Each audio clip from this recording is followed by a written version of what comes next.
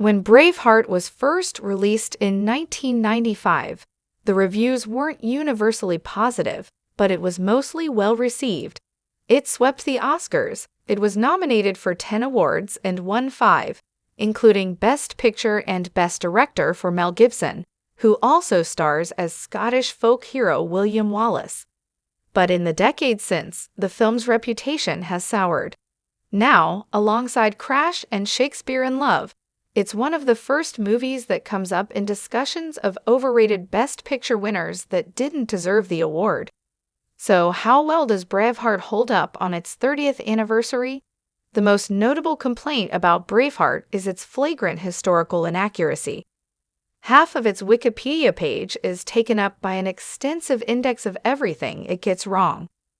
Randall Wallace's screenplay wasn't based on a true historical account, but rather Blind Harry's fictionalized 15th-century epic poem, The Acts and Deeds of Sir William Wallace, Knight of Elderslie. But some fabricated events in the film don't appear in historical record or Blind Harry's poem, like Wallace's affair with Princess Isabella.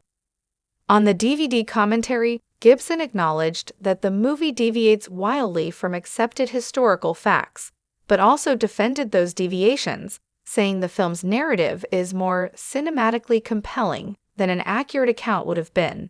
And frankly, that's a solid defense.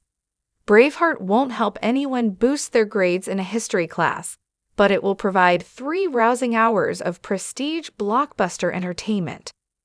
Braveheart has the grandiose spirit of a swords and sandals Hollywood epic, but it's executed with the vengeful pedal-to-the-metal grit of Mad Max. The violence is messy and gruesome, but the bloodshed is righteous, and it's all grounded in emotion. Gibson personalizes the Scots Revolution through the loss of Wallace's wife. Wallace wants to free his people because they deserve to be free, but the catalyst for his uprising is his English oppressor's attempted assault and subsequent public execution of the woman he loves. It makes it easy to get behind him, regardless of history or politics. Gibson creates a fun juxtaposition between the stuffy, well-behaved English soldiers following time-tested protocols and the uncouth Scots flashing their genitals at their opponents. He positions the Scots as the underdogs. They're the scrappy rebel alliance, and the English are the evil galactic empire. Braveheart has been met with accusations of Anglophobia, but as a born and raised Englishman, I think we deserve to be taken down a peg.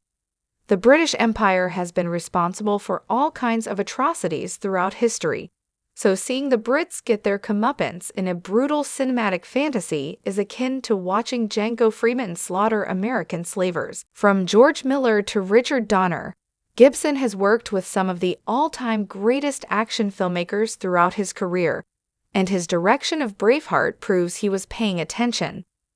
The movie's battle sequences are relentlessly bloody, with beheadings and dismemberments galore, but also masterfully shot. Gibson and his Oscar-winning cinematographer John Toll capture the chaos of combat without losing any clarity. The film's depiction of the Battle of Stirling, in particular, stands out as one of cinema's great battle scenes. The ruthless warfare in the foreground is hauntingly contrasted with the gorgeous blue sky in the background. Tonally, Braveheart doesn't quite hold together. There's a strange disconnect between the saccharine sappiness of its dramatic and romantic scenes and the unrelenting bloodiness of its action set pieces.